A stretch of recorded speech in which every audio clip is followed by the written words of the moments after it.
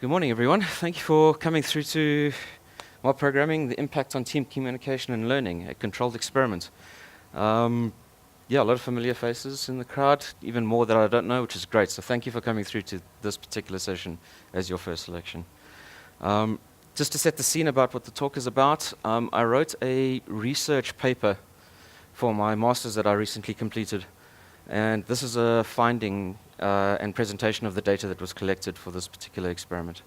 So I'm going to be stepping through how I came about to do the experiment, all the data collected, what it could potentially mean, and what the future research that is planned for this will be going forward. Okay, so I'm going to introduce you to the research topic, what I found in all of the literature that's available, two particular research questions that I try to answer. What methodology I chose to try and find those answers, how I conducted the research, the results, a discussion around those results, and then the conclusion and future work. And one other thing, I don't want to run this as a lecture, please. If you see anything on the slide that you want to question at the point in time, stop me and ask me. I'd like this to be an interactive session. Is that okay? Everybody cool with that? Excellent. So, some things that I identified in my work every day. Miscommunication between team members is one of the most common reasons why software projects fail. How many times have you developed something that was completely different to what you asked somebody to do or expected when it came to API, any sort of integration, anything? You thought you were speaking the same language, and what you got was completely different. Has anybody experienced that? I saw one. Okay, I'm seeing more now. Yeah. Okay, cool. Something else I found was that less experienced team members find it difficult to learn new technologies and the domain in which they're working when they join a new team. Most of the time, they're just sitting in a corner, watching somebody else work, trying as best as they can to get up to speed. Normal ramp-up for somebody to come into a team is like, 3 to 6 months before they feel like they're actively contributing. That's been my experience. So the aim of this investigation was to demonstrate that team communication and learning is strengthened when practiced via a mob programming team structure compared to a self-organized team. What I mean by self-organized team is you just choose who you want to work with and you try to define your own set way of working. You're not using any sort of defined structure or some sort of methodology that you've read somewhere else. You just try to find your own natural groove to see how things are going. So, who knows what mob programming is? A couple of people. Is anybody actually practicing mob programming right now? Okay, couple of people, great. Cool. So I saw less hands than people who do know or don't know. So I'm going to do a quick run through of what mob programming is. Just a quick introduction to what the structure is and how to run it, and a couple of the key things to look out for. Not going to be an in-depth discussion. I'm happy to have this discussion in the unpanel room afterwards if anybody's keen. Cool. So Woody Zill describes it as all the brilliant people working on the same thing at the same time in the same space on the same computer. How could that possibly work? Everybody working on one thing at the same time on the same computer in the same space. Yes? Is it, a prod issue, yes. That's funny how that happens, eh? It's never good enough when you're actually developing the software, but when everything starts to fall apart, swarming starts to happen. It's interesting. So, it is a way of working in a group that enables shared understanding between all team members. When you're all working on the same thing, when somebody says we need to work on certain component X, so produces certain value, before you even start on that, you all get to a point where you agree on this is how we should execute, right? It makes communication go way up, obviously, because if you're talking to each other to try and find out what's going on, communication always goes up. Allows on-the-fly code reviews. So there's not a case of you producing your work, handing it over, having it reviewed, something's wrong, it comes back again. This happens implicitly while you're actually working. Everybody, many eyeballs, working, looking at the code, identifying common pitfalls that not usually happen in your development. It makes mentoring explicit. You're going to have junior members on your team, or even intermediates, or people that are not familiar with your domain, that need to be brought up to speed. And mentoring happens automatically when you're working within a mob programming team formation. It gets the best out of your team, not just the most. So I'll explain that just now. There's another slide with a graphic. It limits work in process. So focusing on single piece flow and reducing rework. Has anybody heard of single piece flow? Lean manufacturing? Okay, 1, maybe 2, 3, 4. Okay, cool, that's enough. It removes key man dependency. So you never sit around waiting for somebody so you can continue with your work. If you've got somebody who has that key knowledge, they're within your mob, and you're able to get that information from them and learn it while you're working on the problem. It allows continuity of work within the team. So once again, if the key man suddenly disappears, you're not left stranded. So what I meant about the best and not the most, this is any given day for any person that comes into work. You start the day fresh, you're doing really well, bit of a dip, you get your coffee, you go back up again, and then somebody calls a meeting.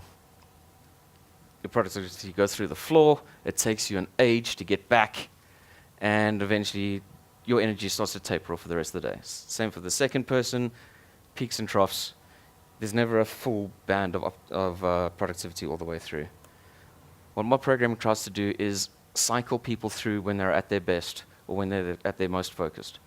You have a piece of work, you're working on it for a certain amount of time, then you move on. Next person comes in. And you keep on repeating the cycle over and over and over again. So a demonstration of single piece flow. If we work in smaller batch sizes, think of this as ready for development, ready for test, ready for deployment, deployment.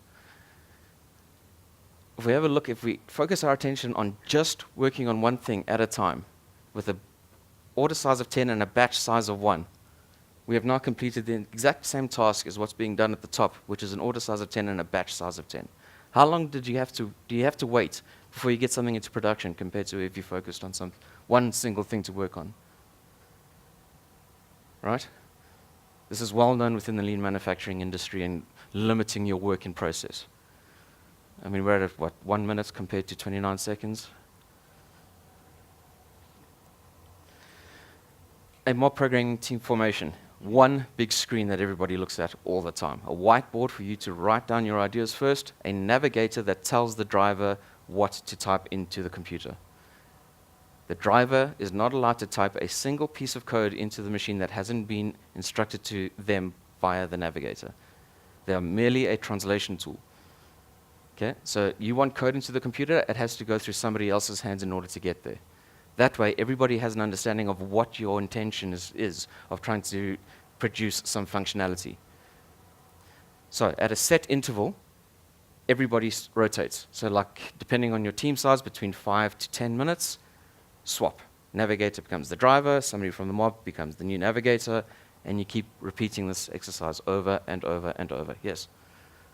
How do you deal with differences in fluency in typing and resolution? So in the experiment, with some of the data I collected, one person was completely new to the language of JavaScript.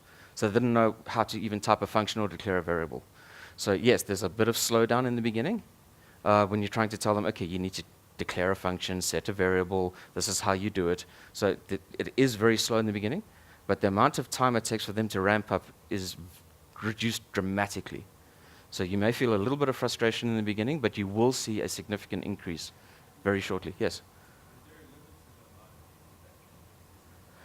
So from what I've seen in my experience and in some of the other research papers that I've read and experience reports, nothing more than 7. Anything between 3 to 5 is like a sweet spot number.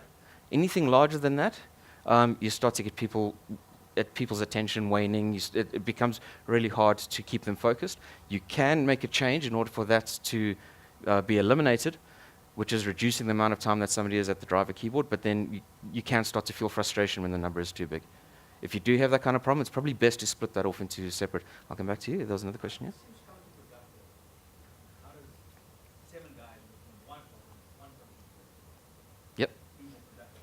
So that's a really good question when it comes to productivity. So I'll show you some of the results from the data about how we focus on productivity by keeping everybody busy. But the results that you get out of that are not necessarily what you're expecting. Everybody's busy, but what you're getting out is not of suitable quality in order to deliver something. A lot of rework happens. Like I was asking earlier about how you expected somebody to produce something, you get the piece of work back and it's completely wrong. So yeah, you had a really short amount of time in order to produce that piece of work, but now it has to go back into the queue and be reworked. So that time compounds. There's no guarantee that won't happen again. It goes back into the queue, more time compounding. When it comes to mob programming, where everybody is focusing on the quality and the functionality at the same time, the amount of rework that happens is significantly reduced. So if you're worried about keeping people busy all the time, probably not the right tool to use. But if you're worried about not having to do something again and again and again because the quality doesn't match up to your standards, this is probably a better tool to use. Yes? So when you talk about team size, is that only developers, or do you include No. business analysts or product owners? In one of the clients that I was working at previously when I was introduced to mob programming, we had people that were not software developers in the mob. We had business analysts. We even had people that were head of department sitting in and watching what was happening. And when a piece of functionality was produced to say to work out a certain interest calculation, they were watching what was saying and saying, you can't do that. You can't have that kind of interest on this kind of asset. That's wrong.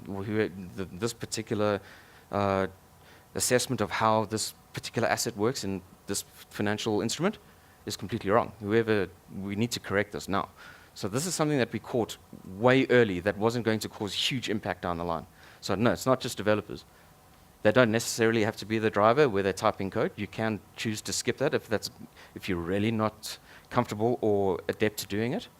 But they can absolutely sit inside the mob and navigate, without a doubt. Okay, continue. So what I was talking about is the interval. Depending on your team size, the larger the number of people, the shorter the time behind the keyboard is. The reason for that is to keep people's attention.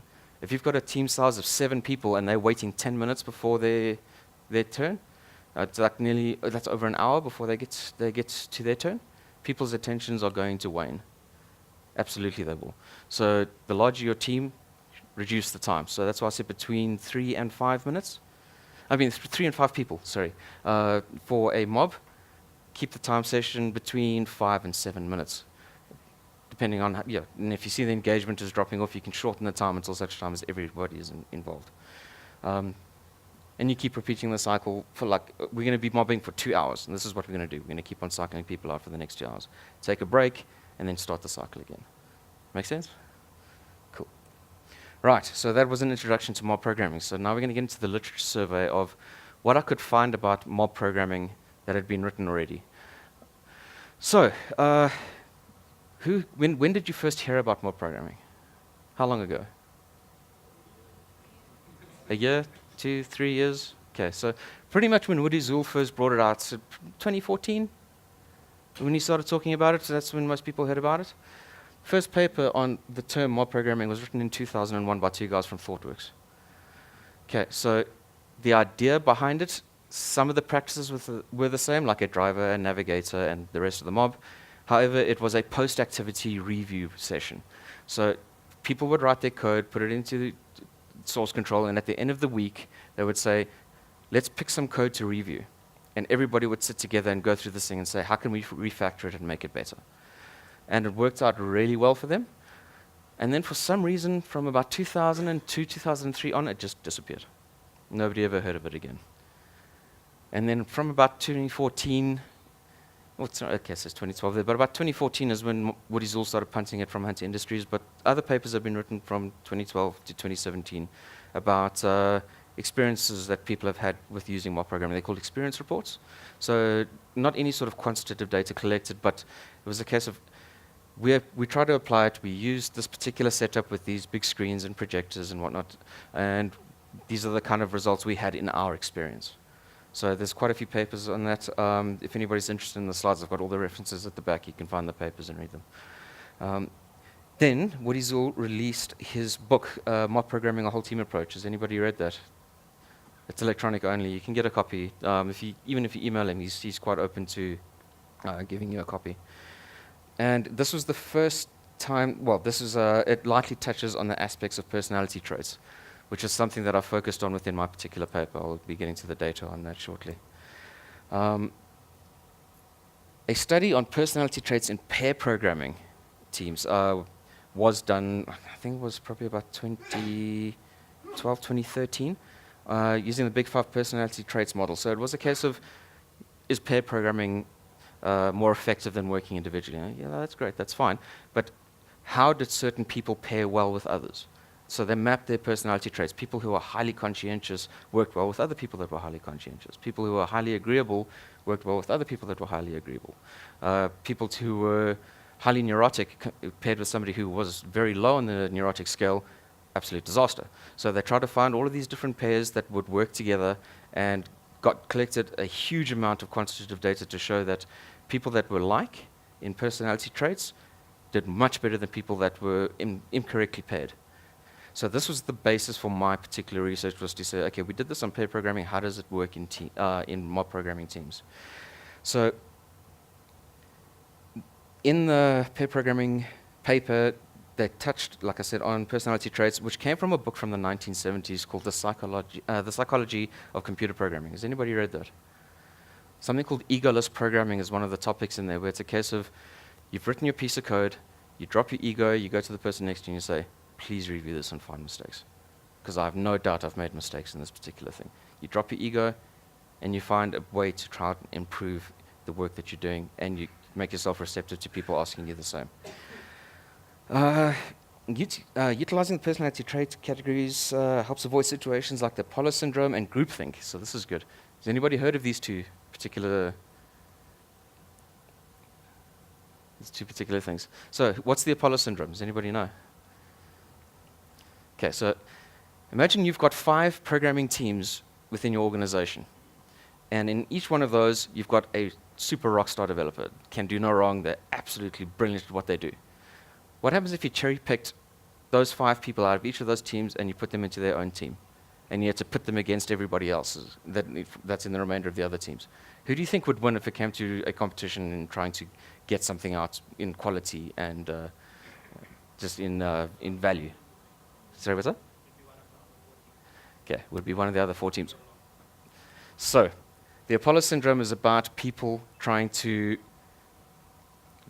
basically sabotage each other. Everybody, because they're at the top of their game, always wants to be right. No matter what they do, they always try to get their opinion in to say that their way of working is right. Okay? This is actively happening within Apollo syndrome teams. There's difficulties in decision making. There's amounts of excessive amounts of time wasted in debate. Eventually, people start to work on their own. They're in a team, but they go off on their own, complete the task, bring it in and say, look, it works, we have to use mine. But then again, somebody else has done exactly the same thing within their team. Eventually, you get nowhere. So, the other syndrome was something called groupthink. Has anybody heard of that? Okay, so groupthink is allowing decisions to happen that are irrational and dysfunctional just to keep the peace.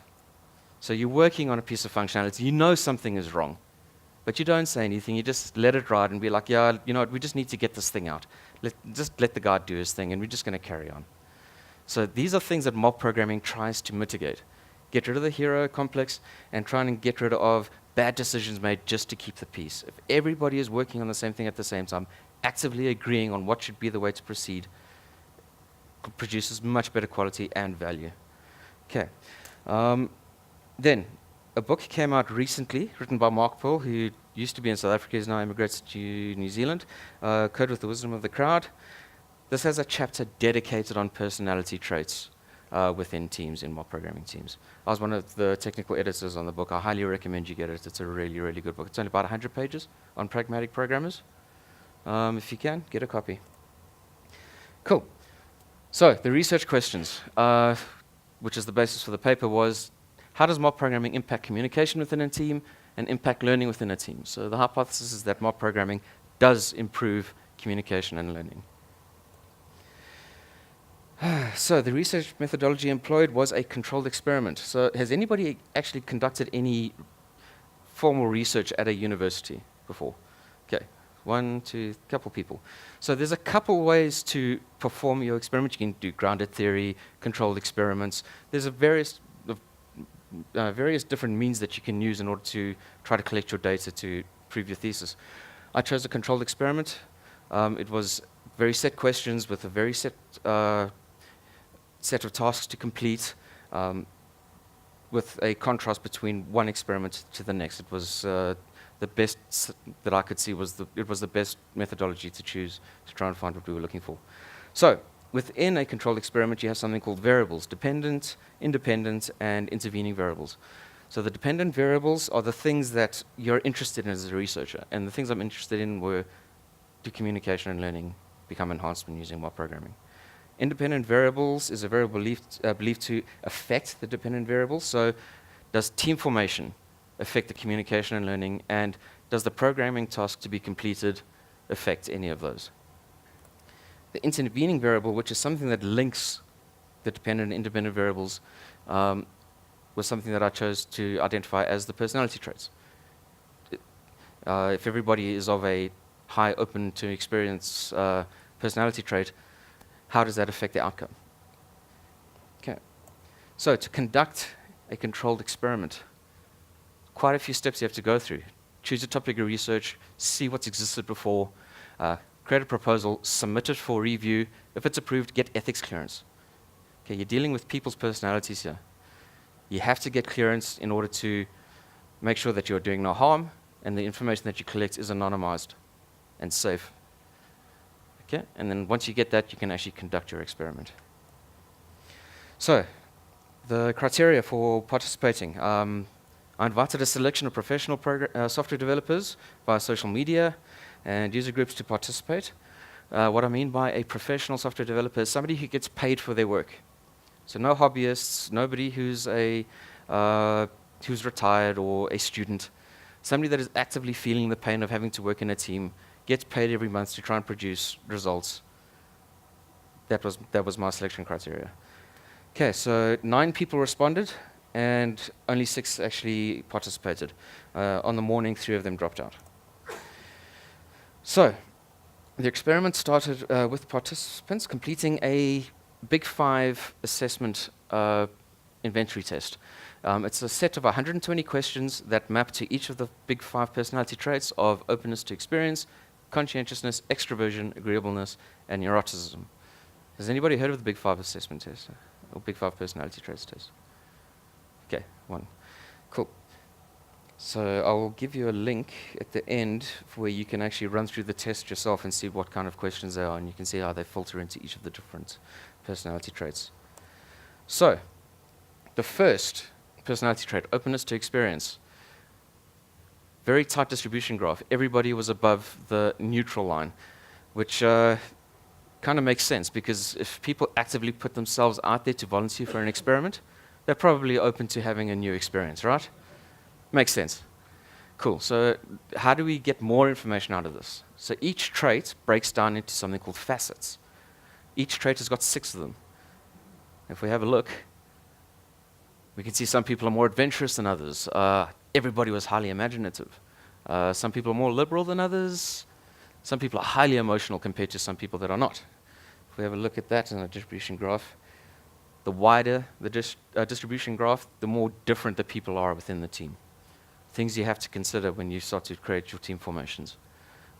I think a lot of this never happens when creating teams. You just kind of put people together and hope for the best, right? That's the way I've always worked. I'm sure that's probably the way everybody works. Conscientiousness traits. So that is the way in which we control, regulate, and direct our impulses. Most of the people were highly impulsive, but once again, we can see that tight distribution graph.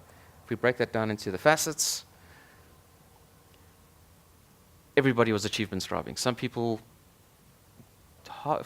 were worried about orderliness and self-efficacy. Mostly tight distribution graphs, except for the cautiousness. Some people quite cautious, rest not so much. Extraversion. So this is about your engagement with the external world. So like, how friendly are you? How gregarious are you? How assertive are you? Once again, a very tight distribution graph. Some people one person, very, very high in excitement seeking. Other member, not so much.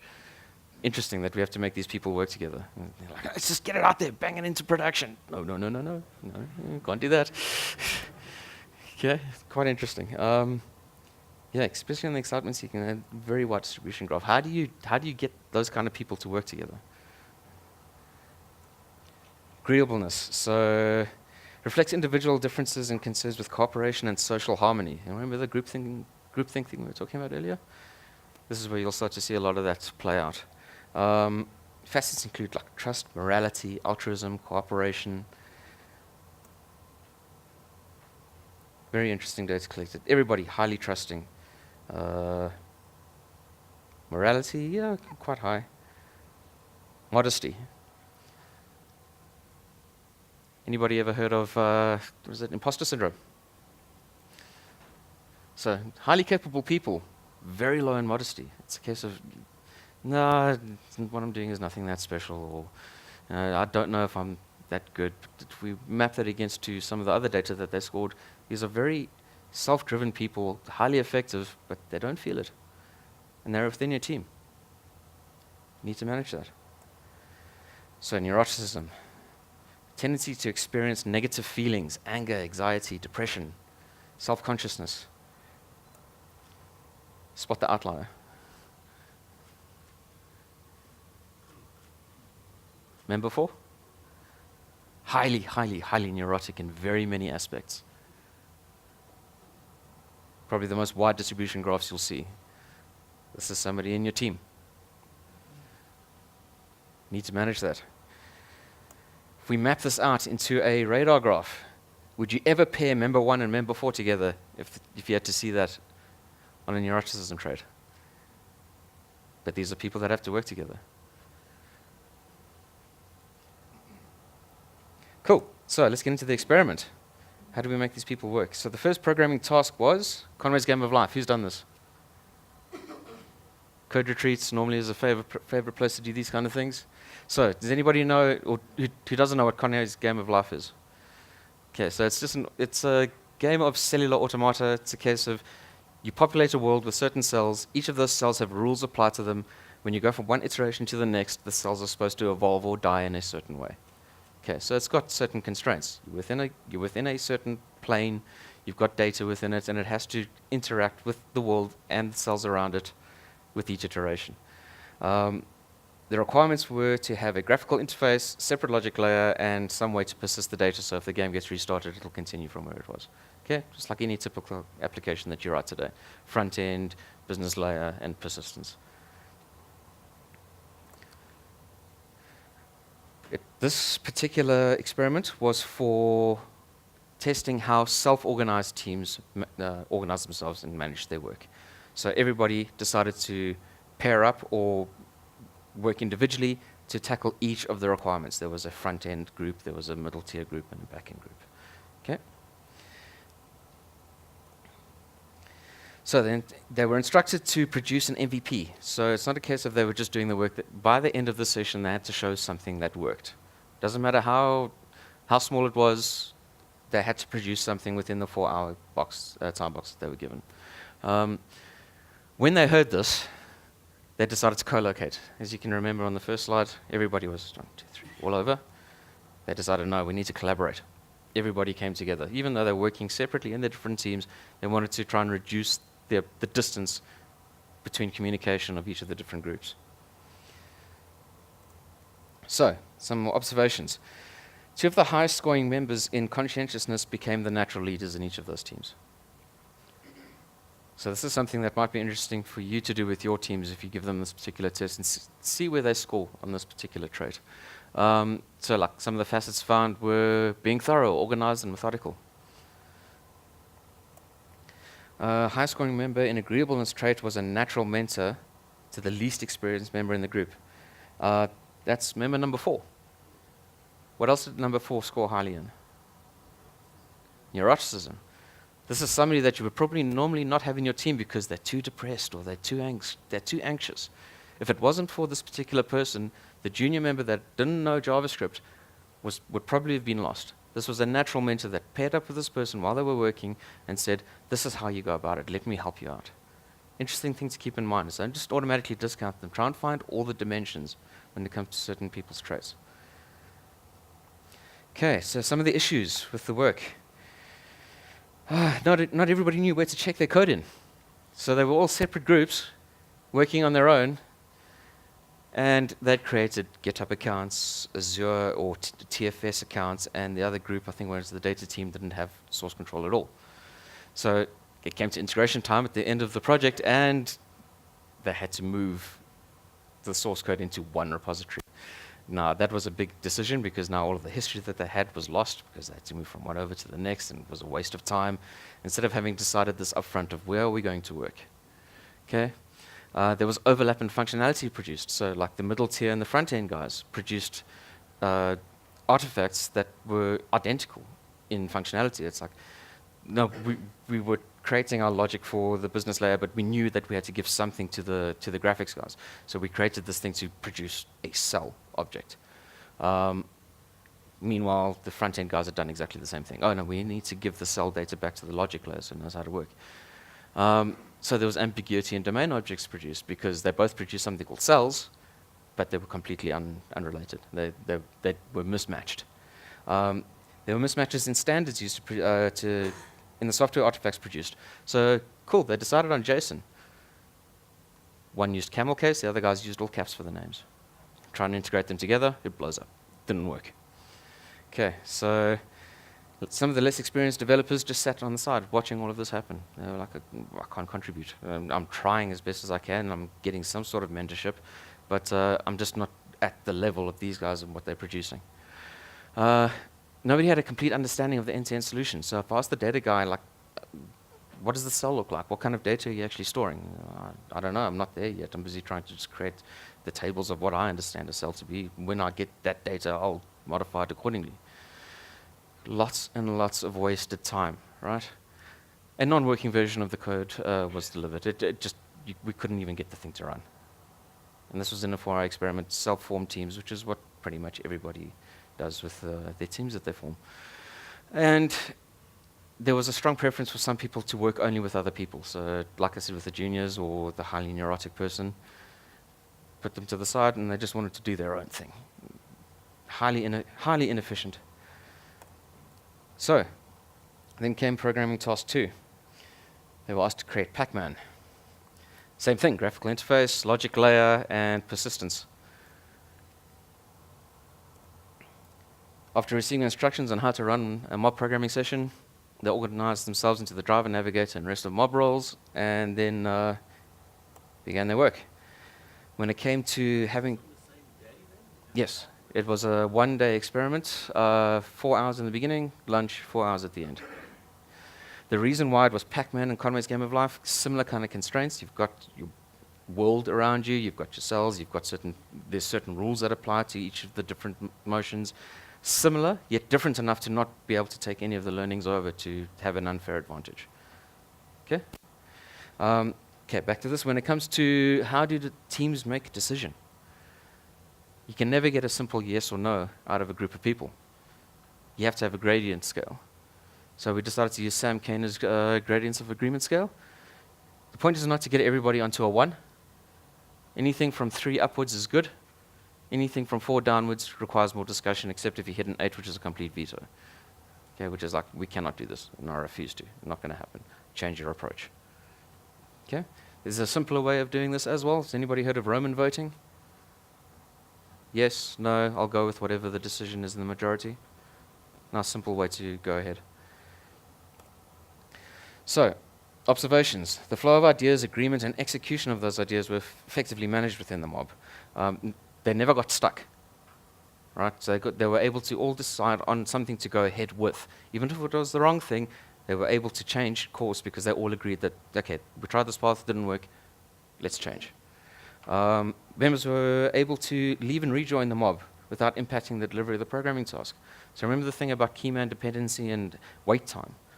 That was effectively managed within this particular team.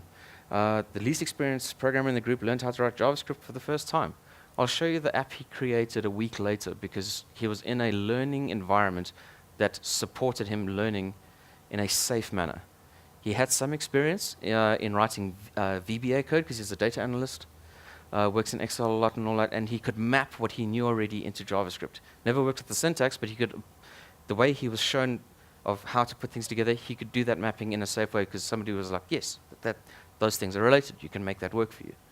Where if he was on his own, he probably would have battled for weeks or months trying to just get his head wrapped around that particular idea. So the more experienced programmers learned new techniques from the rest of the guys, so like they used VS Code. You'll be surprised how many experienced professional developers don't know the shortcuts for their favorite IDE. So that was learned very quickly with everybody. Instead of using the mouse, like just use these keyboard combinations. We had a much significant increase in how we got stuff produced and were able to produce artifacts. Cool, so the results. A post-activity questionnaire was given to everybody with certain questions asking like, what was it? How do you feel communication was in a non-mob programming team formation compared to a mob programming team formation? How motivated did you feel to complete the task? Confidence in your team from one formation to the next. How much did you enjoy working in self-formed compared to a mob programming team?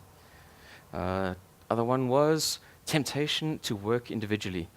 Learning within the team and satisfaction of working within the team. So enjoyability and satisfaction were two separate questions asked. They're not the same thing. It's like, yeah, I had fun, but I wasn't satisfied because we didn't get anything out.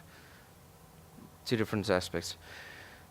If we have a look at the two main questions that were asked for the research, it was a case of did communication and learning get enhanced by using mob programming? So with the data collected, we can see that there was an increase from between the two. Communication, they felt, was much better, and learning went up. Compared to when they were a lot of the guys were just sitting in the background watching what was going on, they felt that they learned a hell of a lot more when they were actively engaged in a safe environment that was conducive to it. Okay. So, what does this mean? So the sample size was large enough to calculate a wealth of data, but it was just one experiment. We need to conduct it a couple more times for this thing to become significant. We need to repeat the experiment a couple times with different people to see what kind of data we collect and see if we can start to pick up any sort of trend. Okay.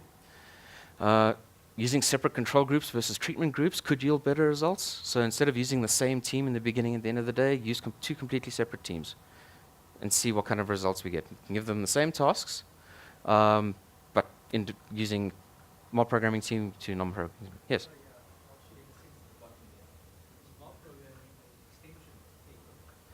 It is a natural extension, yes. So like there's a guy called Llewellyn Falco who does something called strong pairing, where it is a significant, there are significant roles defined of the driver and the navigator. Okay, so like once again, same thing. The driver is just receiving instructions. They follow what the navigator is saying, do this. I need this idea translated into the computer. Guy types the code into the computer. He is not allowed to type anything that the navigator hasn't said, because then we start to lose the information of what's actually happening. So yes, mob programming is a natural extension if we're using the strong programming, strong pairing analogy of pair programming. Okay, cool. Yeah, so a longer time scale could yield better results due to the data being collected. And once again, mob programming is not a silver bullet. Everybody's heard that term before. Don't use it on everything. It's not going to work with every situation. If you have a team that is having the problems that I mentioned earlier, this is probably a nice thing to try. It could help you out. Okay? See if it works for you. It doesn't work for everybody in team formations, but try it. You could be surprised. So the future research. Funnily enough, when I was in Cape Town and gave this talk, at 12:30 in the morning on Tuesday, I received an email from the Auckland University of Technology where they said, we want to replicate your experiment. So they're going to take all of the assessment criteria, they're going to take the questions, they're going to take everything that was measured, and they're going to run exactly the same experiment over there, and we're going to try and train the data and see what we can find, which is great news. So that means that I've got 2 data sets. I need 1 more for the research to be significant. So if anybody's willing to participate, again, in another one, please let me know. And then Woody's Law was here recently, I think probably about a month or two back. And he was very interested in having a long-term research paper done on what people have learned using mob programming over a significant period of time, what they've learned from when they first started compared to where they are now. And that's something he said he would be interested in pairing up to do. So yeah, there's a lot of potential here. I mean, once again, if you guys are running mob programming teams and you have got a record of this stuff, it would be really great if we could maybe have a conversation of the data you've collected and see what we can produce. So in conclusion, programmers enjoyed working together more. They felt more confident and satisfied with their team, less tempted to work on their own, felt more motivated to complete the tasks. They felt communication was higher, and they feel that they learnt more from their team members. Lots of references. There is a link to my paper that I wrote with the data. If anybody's interested, I can see if I can go there. So netdev.co.za/papers. Paper and dependencies with the data is there.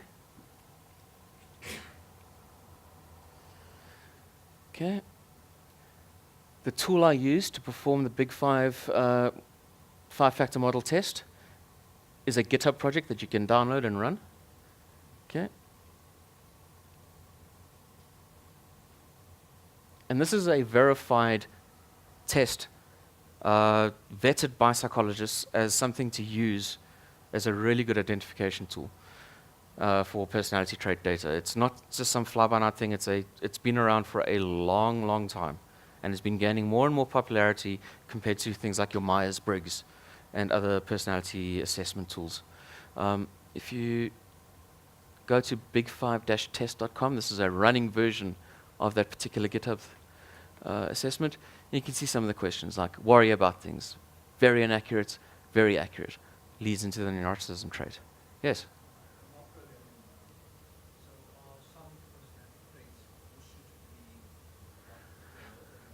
So this is why I conducted the experiment was to see, will personality traits even start to matter over time? If we're working in this kind of structured format where everybody has got a chance to be behind the keyboard or navigate or sit into the mob where they can choose to skip certain things and until they feel confident to go into it, it's great to have those kind of personalities where people who, when they're navigating, have probably got more of a leadership kind of role to help things go ahead, but that nobody should feel incapacitated where they feel they can't contribute anymore. That's what I was trying to see if with the data collectors is somebody's highly neurotic. They felt like they cannot contribute at all, but in this particular environment, they could. That's the kind of thing that I'm looking for with the personality trait data is, yes, the traits are important, but maybe we can actually start to temper off some of those hard edges where we can make people feel comfortable to engage. That's what I was trying to do. Yes? So what happens in a situation where the driver is a junior developer? So the driver is a? A junior developer. Yes? The navigator is maybe someone senior. So the navigator says, oh, just write a piece of code to do this. And then the driver's like, I don't know what to do. And they feel like they're being made to look stupid. So they're made to feel like they're stupid. That sounds like something on the navigator's side that they need to address in their personality. If they can see that this is a junior who doesn't know how to write a JavaScript function, but they've got some experience with VBA. But you've got different personality traits. So Yes. the navigator might not be aware that this is something that the junior doesn't get.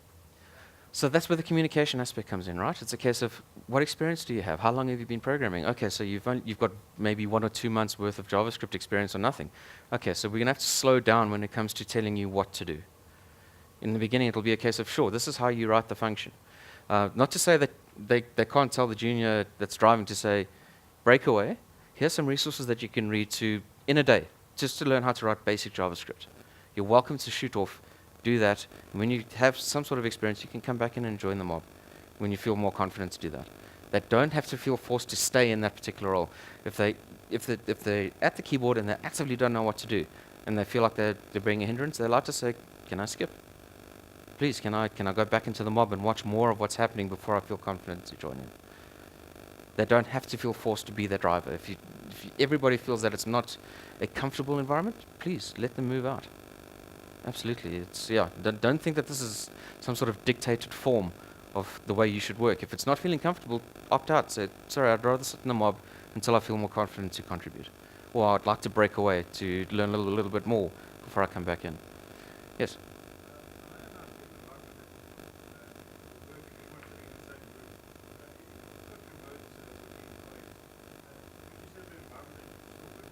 You can, absolutely. If you speak to Mark Pearl, Ashik Durga, all of the guys that went to New Zealand to work at as an MIOB, so MIOB's got their New Zealand branch, and then they've got, I think, a branch in the States and somewhere else, and probably India. They all effectively remotely mob. They've worked out their time zones, they've worked out what they need in order to facilitate that when it comes to video conferencing and whatever else is required. They've actively spent months, probably even like a year or more, working out what a good formula is to make this work remotely. I can give you their contact details, and you can happily email them and contact them, and they'd be more than happy to share that kind of information. Kevin Trethui, who's now working at Gemstep, is using mob programming with the teams that they've got in Argentina, India, the States, here in South Africa, and they're all mobbing remotely as well. So it is possible. Exactly how to do it, you probably have to find out from them and what worked for them, but it is possible, absolutely. Cool. So yeah, these were some of the questions. And who would be interested in seeing what the least experienced programmer who didn't know JavaScript before wrote a week later? No, that's not it. That's not it. NetDev.ca today. So he decided to have a crack at Pac-Man on his own, and he managed to get this working. I mean, would you experience within a week? And he didn't have any JavaScript experience before. But because he was in an environment that told him all the pitfalls that he had to look out for and why you can and can't do some of the most basic things, he felt more than motivated to go back home and say, this is something I want to do. So afterwards he was tempted to work on his own. Well, you couldn't really bring the mob over to his house every day to try and make this happen. He's a social guy. I'm sure he would have liked to, but he couldn't. Yes? So how would you go about conflict management in a mob without losing too much time of the mob session? What would be the best way? So the thing is about mob programming is not about getting the most out of your team. Like I said, it's about the best. If there's conflict management, have those discussions. Break away from your environment and go find a boardroom somewhere, quiet room, find out what the differences are between these people and address those issues before you even start to touch any of your work. You need to be comfortable with the people that you work with. Mob programming just gives you a certain structure to let everybody have a go of saying where we should be going. This is how we write the code, and when I'm observing, am I agreeing with how things are proceeding? That's just a tool to help you facilitate producing something. A lot of discussion goes in beforehand with everybody to make sure that, is this a team that can actually work together? So yeah, in the beginning, there's probably going to be a lot of conflict due to personality traits and whatnot, but if you start to be actively aware of those and you know how to address certain people, the highly neurotic person, you can't go and shout at them to get something done. Right? What's going to happen? It's going to self-destruct. So there's a certain way that you approach these kind of people. Right? Those are the most important things you have to do. Mob programming is 90% like talking at the whiteboard, deciding what to do, 10% of writing the code to make it happen. But once you've written it, it doesn't come back. Everybody was involved with that. The quality was there. Unless there's a change, more than likely what you produced is something that everybody was comfortable with, quality-wise, value-wise. In my experience, that's what I've seen. Okay. Yes? We currently programming in our team, and one thing I've noticed is that with tasks that are kind of known to everyone, it's much easier for us to collaborate. So once the pressure builds and most of the tasks are a bit unknown to everyone, and the pressure is high, we kind of break off into our own silos and try to keep bits and pieces of code. How does that work for you? It doesn't work because there's a mixed interpretation of work. In communication, for